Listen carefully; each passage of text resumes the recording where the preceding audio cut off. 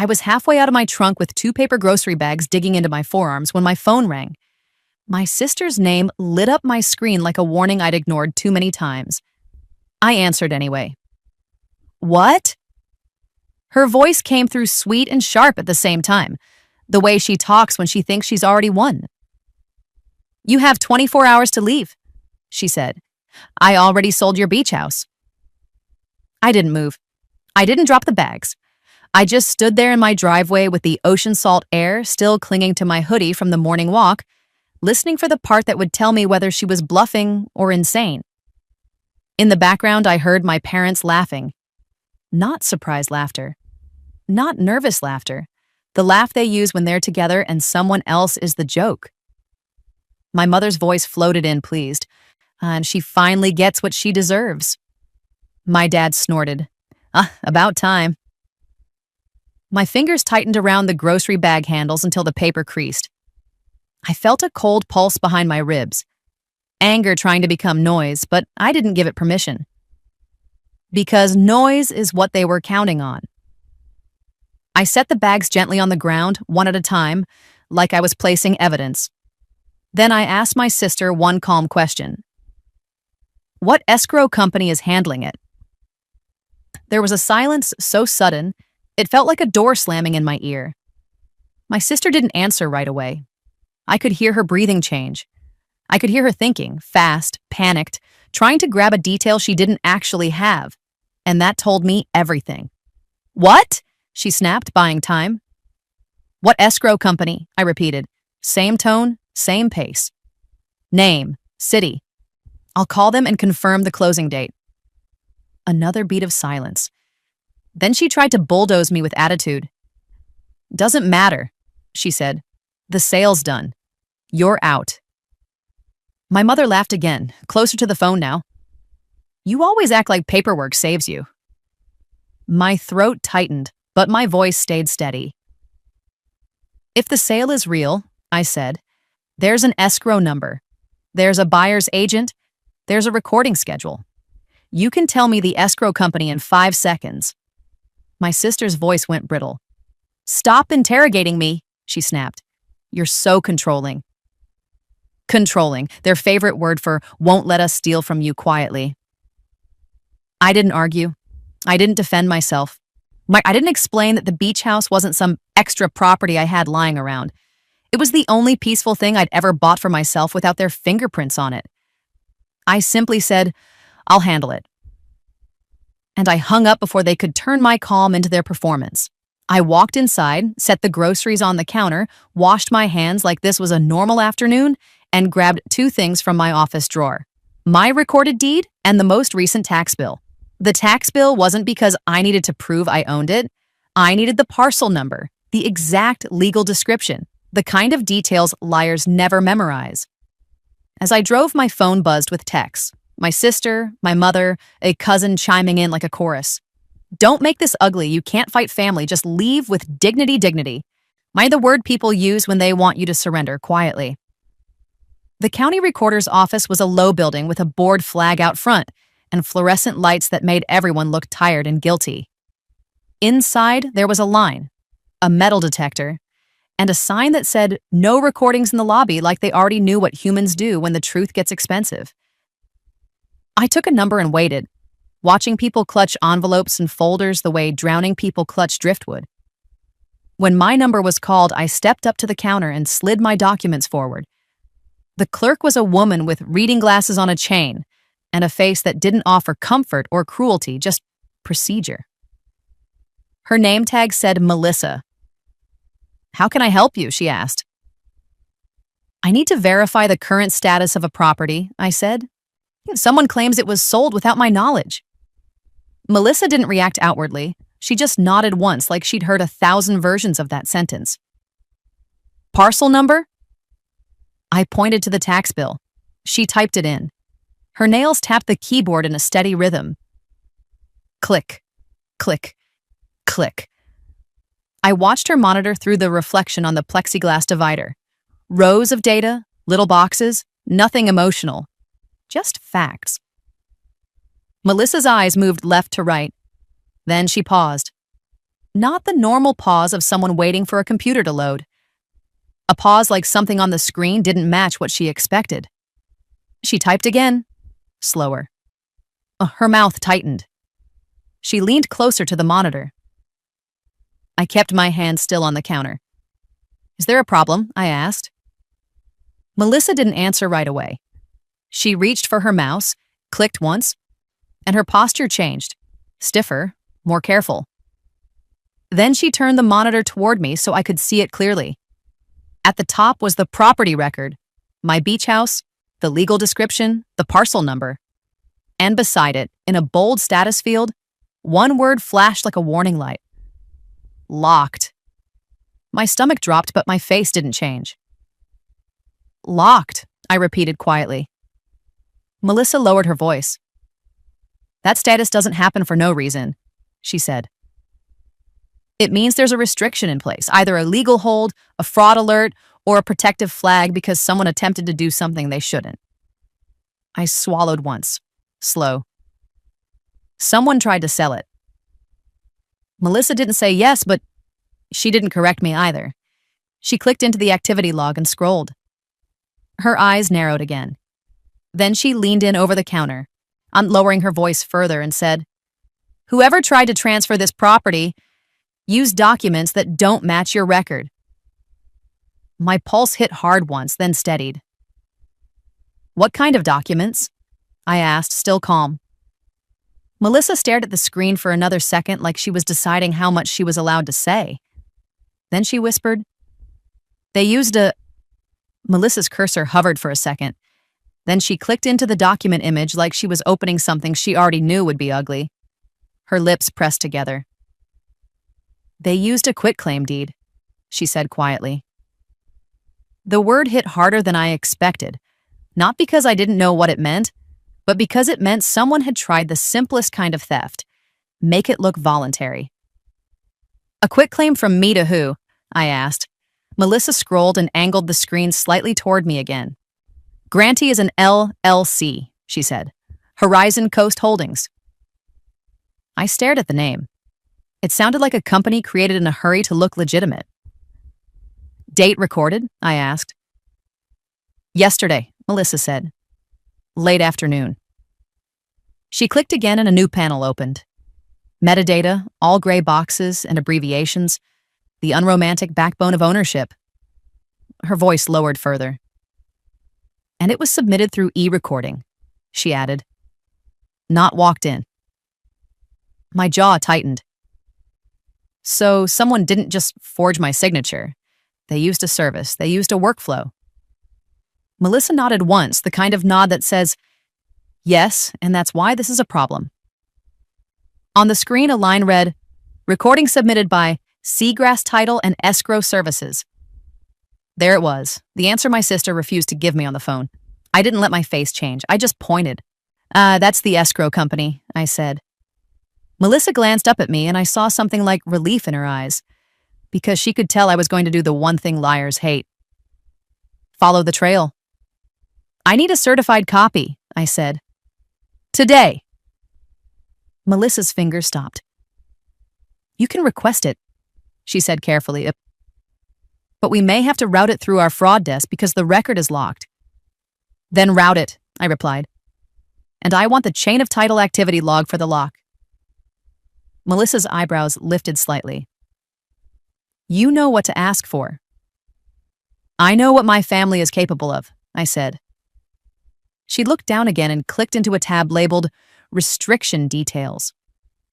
A small note field popped up. Her expression changed as she read it. "This lock was triggered by a fraud alert," she said. "Our office placed it automatically because the system detected a mismatch and a flagged pattern." "What mismatch?" I asked. Melissa zoomed in on a small field and tapped it with her pen. "Signature review," she said, "and notary information." She clicked into the notary section. The quitclaim deed image appeared. My name typed neatly in the grantor line, my address, the parcel number, all of it formatted to look clean and ordinary. At the bottom was a signature that tried to imitate mine. It wasn't even close. They got the slant wrong. They added a loop I never use. They even spelled my middle initial wrong. Melissa pointed to the notary block. "This is a remote online notarization," she said. "Out-of-state commission." My stomach tightened. So someone sat in a room, uploaded my documents, and did a remote notarization pretending to be me. Melissa didn't say yes. She simply clicked to the next page in the file. And that's when I saw it. A separate document attached behind the deed, titled, in bold, Limited Power of Attorney. My mouth went dry, because a quitclaim deed alone would raise questions. A quitclaim with a power of attorney attached would make a careless person say, "Oh, okay, someone signed for her." Melissa's voice dropped to a whisper. "This is what triggered the lock," she said. "They tried to use this to explain why the signature doesn't match." I kept my tone even. "Who's listed as my attorney in fact?" Melissa scrolled down the POA page.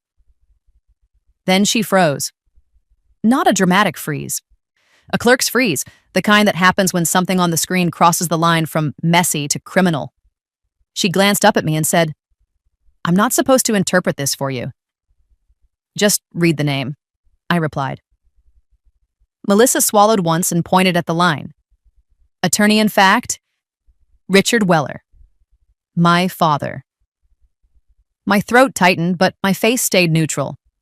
I'd heard his laugh in the background of that call. I'd heard him enjoying the idea of me being displaced. Now I was looking at his name on a document designed to erase my ownership. Melissa clicked into the Return To field on the recorded deed, and another detail box appeared. Return To, Elaine Weller. Mailing address, a post office box in the next town over my mother. I exhaled slowly through my nose. It wasn't shock anymore. It was confirmation. And they weren't just cheering from the background. They were in the paperwork. "I need to speak to your fraud desk," I said. Melissa nodded quickly and stood. "Stay right here," she said. While she walked away, I kept my hands on the counter, fingers relaxed. I didn't look around for staring eyes. I didn't care about the lobby anymore. Because once you're staring at a forged power of attorney, the neighbor's curiosity becomes irrelevant. Melissa returned with a man in a gray tie and a badge that read Fraud Compliance. He introduced himself as Daniel Park. His voice was polite, his eyes not. "Ms. Weller," he said, "Melissa flagged your file.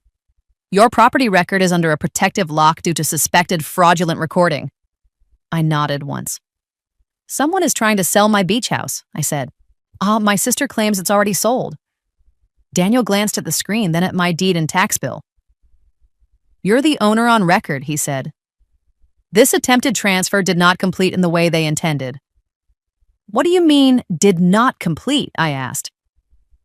Daniel turned the monitor slightly and pointed. "The deed was submitted," he said. "But the lock prevents further processing actions in our system until the restriction is resolved. It also flags Seagrass title and escrow automatically." "So, escrow knows?" I said. "They should," Daniel replied, "and we will formally notify them. But you need to act quickly because people who try this often attempt a second filing. Corrective deed, affidavit, something to patch the first lie." My voice stayed flat. "Then give me what I need to stop them." Daniel slid a form under the glass. "A affidavit of fraudulent recording," he said. "You swear under penalty of perjury that you did not sign these documents and did not grant authority. We attach your ID, we attach your deed, we attach your tax bill, then we open a fraud case." I signed without hesitation. Daniel scanned my ID, copied my documents, and stamped the packet. The stamp thudded onto paper like a judge's gavel. "Now," he said, "I'm going to print you a certified copy of the attempted recording and the submission receipt." "Submission receipt?" I asked. "Yes," he said. "It shows who transmitted it." He printed 2 pages and slid them toward me. One was the deed copy. The other was the e-recording cover sheet. My eyes went straight to the transmitter field, transmitted by Seagrass Title and Escrow Services. Submitted by user Taryn Weller, my sister.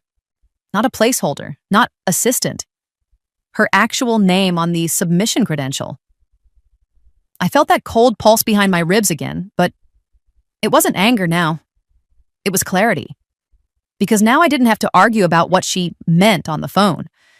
Her name was literally attached to the attempt. Daniel watched my face.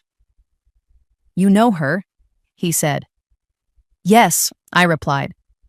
"And she's doing this because she thinks humiliation will make me leave quietly?" Daniel nodded once. "Do you want to contact law enforcement?" he asked. "I want to contact escrow first," I said.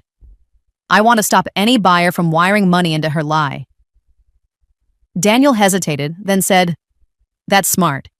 If you stop the transaction, you cut off her momentum." I stepped away from the counter, walked to a quiet corner of the lobby, and called the number on the cover sheet. On Seagrass Title and Escrow answered on the third ring.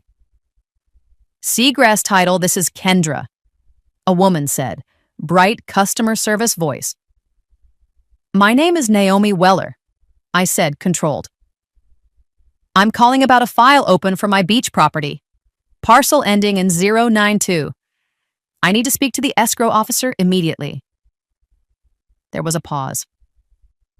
"One moment," Kendra said, and I heard typing. Then her tone changed, still polite but tighter. "Ms. Weller," she said, "we do have a file. But you're not listed as the point of contact." "I'm the owner," I replied. "And the county recorder has the property marked locked for suspected fraud. Put the escrow officer on." Kendra inhaled sharply. "Hold, please." Music played. Soft, coastal, expensive sounding. I stared at the wall and kept my breathing slow. A man came on the line. "This is Paul Sanderson, escrow officer," he said. "Paul," I said, "someone is attempting to sell my beach house using a forged quitclaim deed and a fraudulent power of attorney. The county recorder has the record locked, and there's an active fraud case. I need to know who opened your file and who your buyer is." There was silence long enough for me to hear his cursor clicking through screens. Then Paul spoke again, and his voice was suddenly careful. "Ms. Weller," he said quietly, "the file was opened by someone claiming to represent you under a limited power of attorney." "And who is listed as the attorney in fact?" I asked. Paul hesitated. Then he said the name out loud, like he couldn't believe he was saying it. "Richard Weller," he said. "Your father." I didn't hang up on Paul. I kept my voice steady and said, "Paul, hi, I'm sitting in the county recorder's office right now. The record is flagged and locked for suspected fraud. I have the e-recording cover sheet with the submission username. If you let this transaction move forward, you're going to wire someone else's money into a forged deed." There was a small pause. The kind that happens when a professional switches from routine file to career risk. "Can you email me documentation?" Paul asked, careful now. "I can do better," I said. "I can walk into your office with certified copies and an affidavit stamped by the recorder's fraud desk." Another pause. Then, "Where are you right now?" he asked. 5 minutes away," I said, already moving. I left the recorder with my packet pressed against my ribs and drove straight to Seagrass Title and Escrow like the steering wheel was the only thing holding my life in place. The whole time, my phone buzzed with messages from my family. I didn't open them. I didn't need their words anymore. I had their paper trail. Seagrass Title sat in a low coastal-style office building with driftwood art on the walls and a lobby designed to make people feel safe while they sign away their homes. A receptionist greeted me with a smile that didn't reach her eyes. "I'm here to speak to Paul Sanderson," I said. "File on my beach property. There's a fraud lock at the county recorder." The word lock changed her expression immediately. "One moment," she said, and her voice lost its brightness. Paul met me in the lobby instead of making me sit. Mid-40s, on crisp shirt, calm face. But his eyes were sharp now, like he was seeing the edges of a problem. He led me into a small conference room, closed the door, and said, "Show me what you have." I spread the documents out neatly. Certified copy of the attempted quitclaim deed, the limited power of attorney, the e-recording cover sheet showing my sister's username, and Daniel Park's fraud case opening receipt. Paul's jaw tightened as he read. "This power of attorney," he said, tapping the page, "names your father as attorney in fact." "Yes," I replied. "And I never signed it." Paul's eyes flicked up. "Do you have any power of attorney on file with us from you?" "No," I said. "Because I've never granted one." He nodded once and turned his laptop toward me. "Here's our file," he said, careful. I'm going to show you what was submitted." On the screen, a clean timeline appeared. Opening order, preliminary title search, seller package, buyer package, notarization certificate, wire instructions. My stomach tightened as I saw the seller contact fields. Email, my name, then my mother's email beneath it as alternate. Phone, my mother's number, mailing address, my mother's post office box. Paul's voice went flat. "This is not normal," he said. "Not for a seller, not without written direction."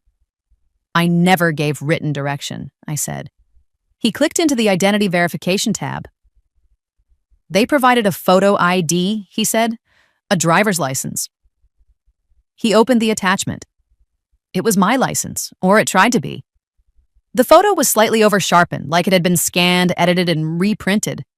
The glare line was wrong, and the edges looked cropped. A cheap imitation of a real thing. Paul exhaled slowly. "They also completed our e-sign package," he said. "From where?" I asked.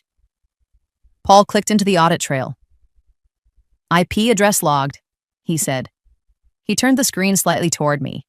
The location resolved to a town I recognized instantly. My parents' town. Not the beach. Not my city. Not even close. Paul's voice tightened. "The e-sign was completed from that network," he said. "And the notary session was remote online notarization."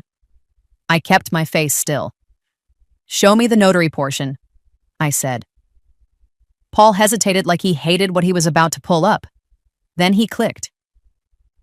A video session thumbnail appeared, frozen on a frame.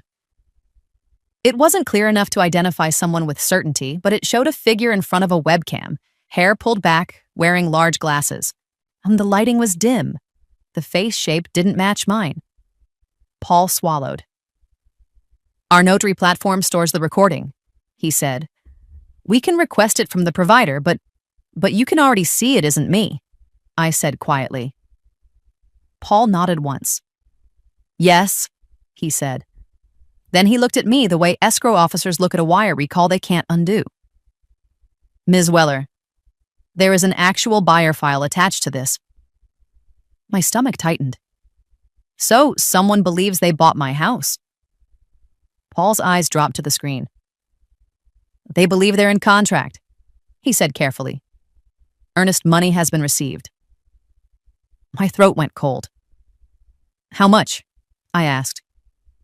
Paul hesitated, then answered, "A significant amount." I didn't need the number. I needed the direction. "Where is that earnest money sitting?" I asked. "In your trust account?" Paul's mouth tightened. "It was wired," he said, "to an account listed on the instructions we were given." I stared at him. "Show me the wire instructions." Paul clicked into the document. He scrolled. His face changed as he read a line. Then he turned the screen toward me and said quietly, "This is where it gets worse." The wire instructions weren't to Seagrass's trust account. They were to a temporary holding account, with a bank name I didn't recognize, and an account holder listed as Horizon Coast Holdings, the same LLC on the quitclaim deed. I felt my pulse hit once, hard, then go steady. "They tried to route the buyer's money into their own LLC," I said. Paul nodded. "If that money is in a private account and not in our escrow trust account," he said, choosing his words carefully, "then the buyer may have been defrauded directly." My voice stayed calm. "Which means my sister didn't just try to steal my house," I said. "She tried to steal the buyer's wire." Paul's eyes tightened. And if a buyer was tricked into wiring funds based on fraudulent instructions, law enforcement gets involved, he said. Good, I replied, because I want consequences, not apologies. Paul sat back and rubbed his forehead once. I'm placing an immediate fraud hold on this file, he said.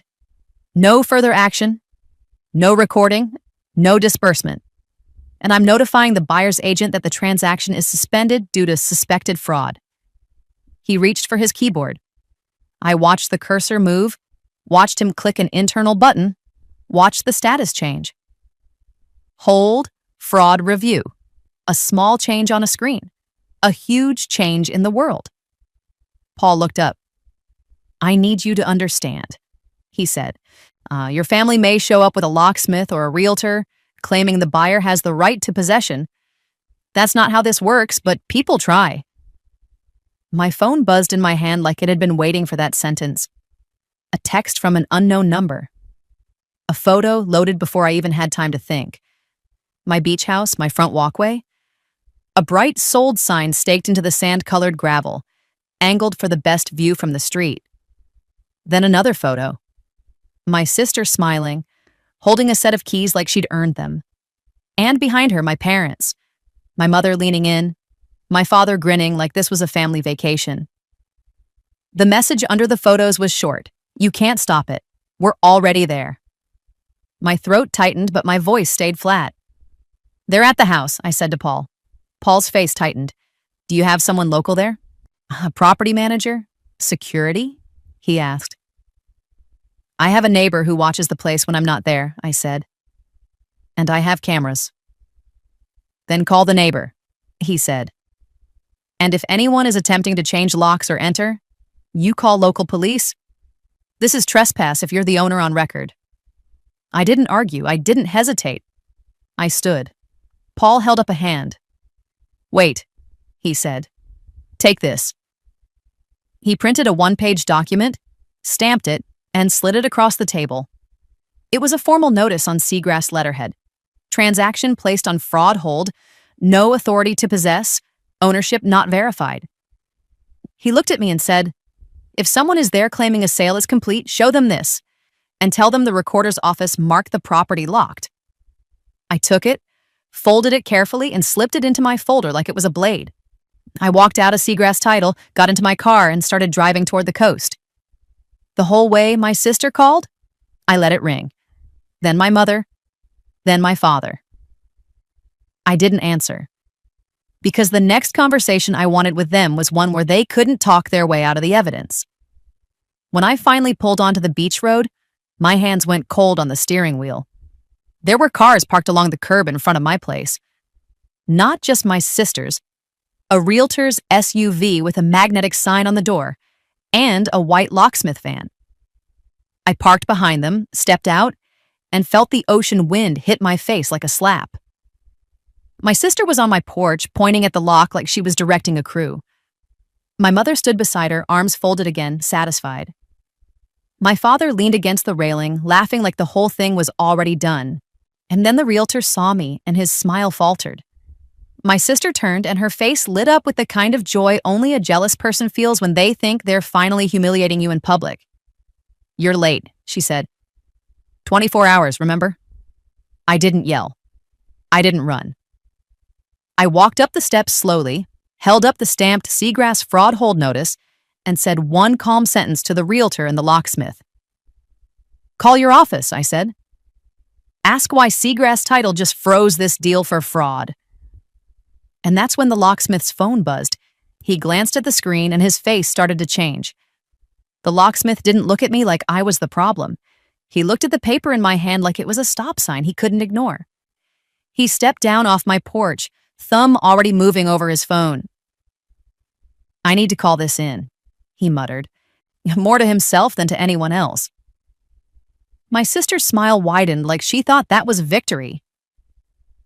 He's calling his boss, she said, turning to my parents like she was narrating a scene. Because she's trying to cause drama. My mother gave that small, satisfied laugh again. My father leaned into the railing, relaxed like a man who thought he'd already collected. The realtor cleared his throat, trying to keep his professional face. "Ma'am," he said to me, "I'm just here for the transaction if the seller says—" "I am the seller," I interrupted, calm. I held my deed folder up, not waving it, just presenting it.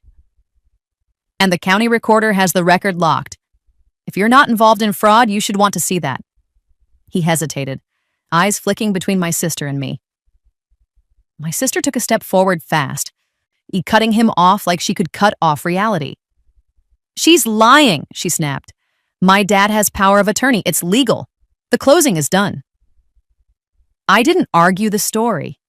I asked for the one thing stories can't produce. "Where is the recording number?" I asked, looking at the realtor. "If it's closed, you have a recording confirmation or at least a scheduled recording receipt." My sister opened her mouth. Nothing came out clean. The realtor's eyes narrowed. He pulled his phone from his pocket, thumb tapping fast, trying to get ahead of a disaster. "Okay," he said, voice tightening. "Let me call escrow." "Call Seagrass," I replied. "Ask for Paul Sanderson." My sister's head snapped toward me. "How do you know that name?" I didn't answer her, because she already knew how I knew. The locksmith came back up the steps, phone pressed to his ear, a face stiff. He held up a hand to everyone like he needed silence. "Yes," he said into the phone. "Beach address, seller dispute. I'm looking at a fraud hold notice and she's saying the county record is locked." Yeah, I see." He paused, listening. Then his eyes flicked to my sister and his whole posture changed. "Copy," he said, voice flatter. "No work. Cancel the order. Okay." He ended the call, turned to my sister and said, "I'm not touching this lock." My sister's smile cracked. "Excuse me?" "I was hired to change a lock based on a work order from a company called Horizon Coast Holdings," he said. And his tone wasn't rude. It was careful. "But I'm being told this property is under a fraud dispute and the county record is locked. If I change this lock, I'm participating. I'm not doing it." My father straightened from the railing. "That's ridiculous," he barked. "We have paperwork." "Then take it up with the county," the locksmith said, stepping back down.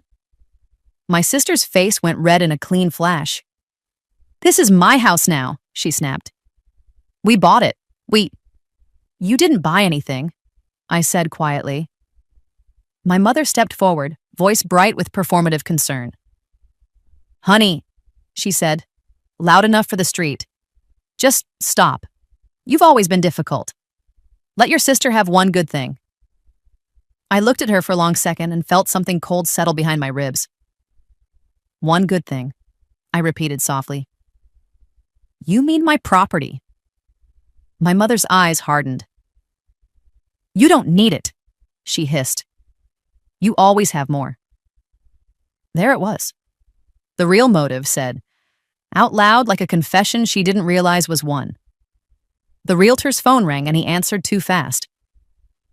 "Paul, yeah, I'm at the property," he said, stepping away from my sister like he suddenly needed distance. "There's a dispute. She's here with documents." He listened, then his face drained. "Wait," he said, voice dropping. "You put the file on a fraud hold?" He glanced at me like he was seeing me for the first time as the owner, not the obstacle. "Yes," he said into the phone. "No, I didn't know. No, I haven't given keys to any buyer. I just—" "Okay." He ended the call and turned back to us, swallowing. "Escrow says the transaction is frozen," he said, and his voice had lost every trace of confidence. "They're saying there's suspected fraud and a county lock."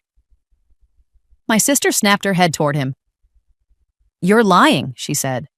"I'm not," the realtor replied, and his hands lifted slightly like he was backing away from a fire. "Ma'am, I can't proceed." My sister took one step toward him, sharp and threatening. "You will proceed," she said. "I have a buyer. I have money. You think I'm going to look stupid out here?" My father barked, "Don't let her bully you. We have a power of attorney." I didn't raise my voice. I took the seagrass notice and tapped the bottom line with my finger. Read it, I said to the realtor, calm. It says no authority to possess. The realtor's eyes dropped, scanned, and he went still. Then the street changed again. Another car pulling up, slow and deliberate. A couple stepped out. A man in a polo, a woman with a folder pressed to her chest. They looked excited for exactly 1 second. Then they saw the cluster on my porch, my sister, my parents, the realtor, the locksmith, and me standing there like the only person not performing. The woman's excitement collapsed into confusion. Is this the showing? She asked, voice small. The realtor's face tightened. Who are you? He asked. The man held up his phone, screen glowing. We're the buyers, he said. We wired the earnest money. We were told we could do a walkthrough today. My sister's chin lifted instantly, grabbing the new audience.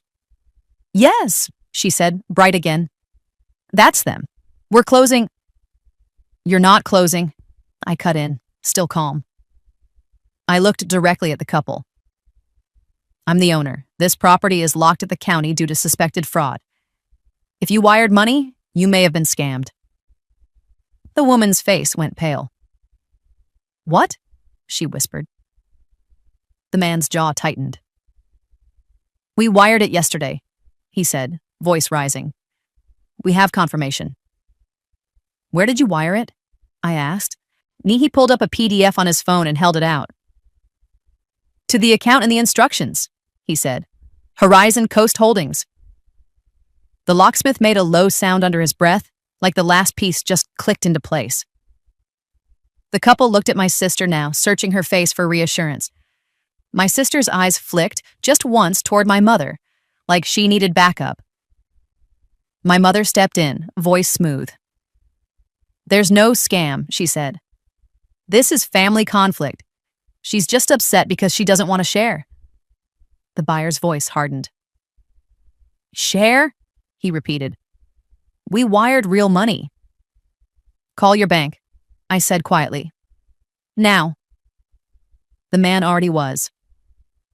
The realtor stepped back like he wanted to disappear into the sea air. My sister's voice snapped. Everyone calm down, she barked.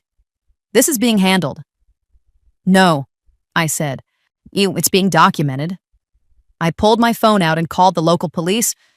Not screaming, not shaking, just facts. Hi, I said, voice even. I'm at my beach property. There's an attempted lock change and a disputed sale. The county record is logged for suspected fraudulent transfer. I have a fraud hold notice from the escrow company and certified recorder documents. There's also a couple here who says they wired funds to an LLC tied to the attempted transfer. My sister's eyes widened slightly. My father muttered something like a curse. The police arrived faster than my sister expected. 2 officers, calm, body cameras centered, hands relaxed but present. What's going on? The senior officer asked. I handed him my deed folder and the fraud hold notice. I'm the owner, I said. Someone attempted to record a quitclaim deed and a power of attorney that I did not sign. The county recorder flagged it and locked the record. Seagrass Title froze the file for fraud. They came here with a realtor and a locksmith to change locks. The buyers wired money to an LLC. The officer didn't react emotionally. He reacted procedurally. He read, nodded once, and asked, Who are you? And to my sister. My sister, she said quickly, too quick. And we bought it. Our dad has... The officer held up a hand. Do you have an order granting you possession? He asked. My sister shoved papers forward. Photocopies, printed screenshots, a messy stack that looked official only to someone who didn't know what official feels like. The officer glanced at them and asked one simple question that made her throat tighten. Where's the recording number? He asked. My sister blinked. It's pending, she snapped. The officer nodded once, then looked at the seagrass notice again. This says fraud hold, he said. And the county status says locked. He turned to the buyers. You wired money? He asked. Yes, the man said, voice tight. To Horizon Coast Holdings. The officer looked at the locksmith. You were called to change the lock? He asked. The locksmith nodded and held up his work order. Horizon Coast Holdings, he said. That's who put the order in. The officer's eyes moved from the work order to the buyer's wire confirmation, then to my sister standing on my porch like she could still bully the situation into obedience. Ma'am, the officer said to my sister, voice calm but sharper now, step off the porch. My sister's eyes flashed. You can't? Yes, I can, he replied. Because right now, you are attempting to take possession of a property you do not own while a fraud hold is in place. My mother's voice rose, panicked now. This is outrageous, she snapped. She's manipulating you. Ma'am, the officer said without looking at her. If you continue, you will be removed from the scene. Then he looked at me again. Do you have proof of who submitted the recording attempt? He asked. I didn't smile. I didn't savor it. I opened my folder, pulled out the e-recording cover sheet from the recorder's fraud desk, and handed it to him. He read the transmitter line, then the submitted by user line. His eyes lifted to my sister, and when he said her name out loud, reading it straight off the page, my sister's face went blank in a way that finally looked like fear. My sister's mouth opened, then closed. It wasn't the usual dramatic silence she used to punish people. It was the kind of silence that happens when the record speaks first. The officer kept the e-recording cover sheet in his hand and said, evenly, Taryn Weller, that's you. My sister's eyes flicked to my mother, quick, desperate, like she was looking for the next script. My mother stepped forward instantly. Officer, you're misunderstanding, she said, voice smooth and urgent. This is a family matter. Our daughter is the one who's unstable. She's always... The officer held up his hand without even turning fully toward her. Ma'am, he said, calm but firm, stop talking. My father's face was red now, posture forward, like he could intimidate the law the way he intimidated people at dinner tables. We have a power of attorney, he snapped. She's the problem. The officer glanced at the papers my father shoved forward. He flipped one page, then another, and his expression didn't change, because he'd seen real documents and he'd seen fakes. Where did you get this notarized? He asked. My father hesitated just long enough to reveal it wasn't an answer he owned. It's remote, he said, too quickly. It's legal. Remote online notarization still has an audit trail, the officer replied. And if this is fraudulent, it's criminal. The buyer, the man in the polo, stepped forward, voice shaking with anger now. We wired money, he said. Real money. If this is fraud, I want charges. The officer nodded once. You need to call your bank immediately and ask for a wire recall and a fraud report, he said. We're also going to take statements. My sister finally found her voice, but it came out thin. No one is scammed, she snapped. This is just paperwork delay. I looked at her the way you look at someone who's still trying to bluff after the cards are face up. It's not a delay, I said quietly. It's a lock. Because the county caught you. The senior officer turned to the second officer. Separate them, he said. Suddenly the scene rearranged itself into something my family couldn't control. Procedure. The second officer guided my parents to the sidewalk. The senior officer asked the realtor and locksmith to stand near their vehicles. The buyers were kept close but apart.